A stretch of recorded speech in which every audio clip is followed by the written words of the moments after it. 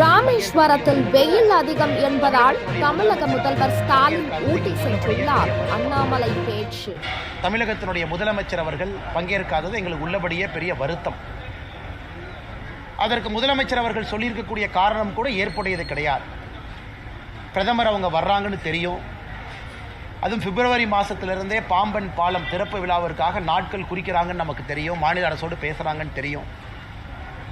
நமக்காக 8300 கோடி ரூபாய் மதிப்பு இருக்கக்கூடிய திட்டங்களை கொடுப்பதற்காக பிரதமர் இலங்கையிலிருந்து நேராக டெல்லிக்கு போகாமல் தமிழ்நாட்டுக்கு வந்திருக்கிறார்.